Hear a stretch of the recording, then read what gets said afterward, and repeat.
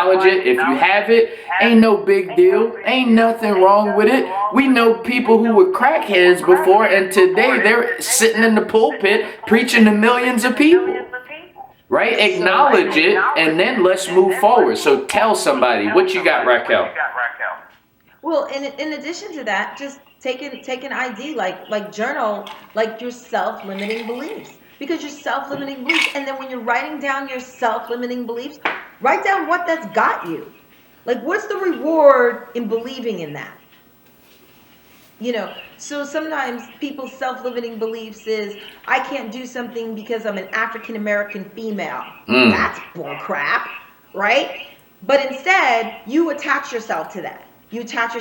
Somebody says, oh, well, I can't do that because I'm a single parent African American woman. Now we're stacking all the reasons why something can't be done, in opposed to say, well, what is that costing me? Right? So now you wrote down your belief. Write down what it's costing you. So what's that costing you? That's costing you being able to provide for your family. That's costing you happiness. What if you believe that you could do anything? Because that's true. Because people need to, and this is what I want them to do. I want them to think about what they wanted so badly that they had to have it. And there was nothing that was going to stand in their way to get it. And when you think about that thing that you had to have, that there was no excuse. There was nothing that was going to stop you. It wasn't going to be that you were a single parent. It wasn't going to be that, you're an African American female or male. There was nothing that was going to stop you. You got what you wanted. And you have to get in that state. Because the reward for whatever you were going after, you wanted it more than you wanted to believe in your self-limiting beliefs. Believe in your excuses. Man, that's so good. And listen, guys, what the last one that I'll throw out there, and then Raquel, you want to give us something else and close us out? That'll be dope. But listen, if you're in that self-sabotaging area of your life, in that phase right now in your life, let's this is what I want you to do, because you just wrote it down, right? You heard through what I just said. You also heard Raquel talking about, listen, journal through that. Write that stuff down. Write some of those behavior patterns that you have. And then once you write it down, I want you to laugh at yourself. Right? That's what I want you to do. I want you to laugh at yourself. I think Jay-Z said, middle finger to my old life. That's old. Exactly. Write it down and laugh about it. If I tell you stories, listen, I used to have serious road rage. Like if I didn't change, but it's only funny now because I've changed. But listen, guys, you see people when I see people getting killed or in fights or getting shot at in road rage, I look at it completely different than somebody who's never had road rage. Listen, guys, you're self-sabotaging. Write down those behavioral patterns that you know are self-sabotaging yourself. And revisit it maybe tomorrow, or revisit it in 3 months and laugh at yourself. Because the truth of the matter is, all these things that we've discussed today, it's really silly.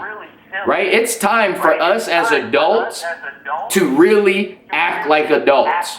Right? You have a dream. Remember what Silos, Raquel was just telling us about the homeless guy Silos and the journey he had to go on. How his mother made that decision, and then as soon as he made that decision, right, he got on the phone with his former boss, and his former boss said that he was giving him that office space so he can sleep and live in until they come and get him. Right? Make the decision, write your stuff down, document it, laugh at yourself. Let's move forward. Raquel, what's the last thing that you got? And you can go ahead and close this out. Self-sabotage. So instead of envisioning why you can't do it, envision yourself doing it. Being a visionary is the most important part of battling your self-sabotage. So Walt Disney, envisioned Disney before Disney came to full fruition.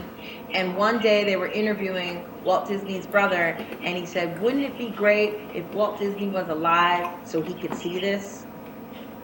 And his brother responded, he has already saw this. This is his vision. So when you're going after something, get a clear vision on what it is you want. Crystal clear. And believe that you must have it. Create that vision. Write that down. See, you're talking about that Napoleon Hill again. That's the Napoleon Hill principle. Yes. Start with the end in the beginning, right? Yep, that's definite purpose. That's probably like chapter 2 or really chapter good. 3. That's it, yeah. But those rules don't change. He wrote that book in the early 1900s. Those rules don't change.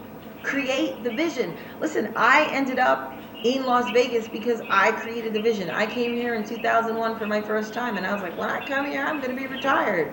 Because I just knew that I couldn't live in Las Vegas and have a regular job. So I was half right on that, right?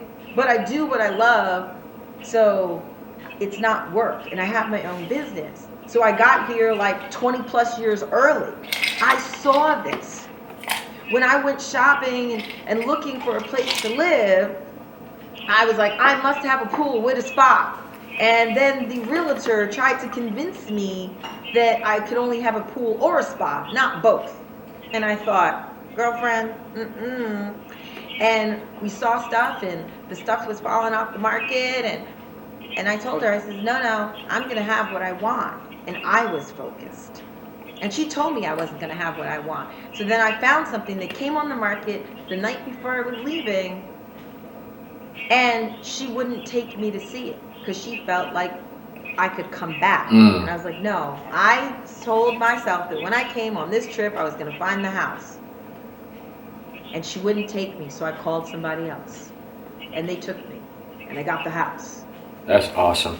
I wanted it. I created that outcome. We create what we want. Woo!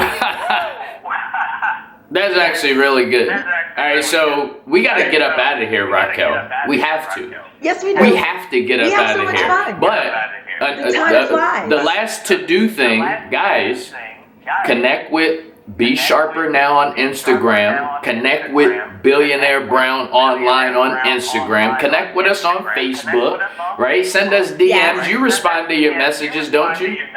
I respond to my messages. Yeah, send her an inbox. Be like, yo, what up? How did you send me an inbox? How did you get to Vegas? Is that story real? Look at her house. Go to her page. Look through the pictures. This is all real. You created, yo. It's all good stuff. My name is Billionaire Brown. That's Raquel Sharper. This is This is Billionaire Brown. This is Raquel Sharper. And this is just another episode of the Me to We Show. Peace. Yes. Peace.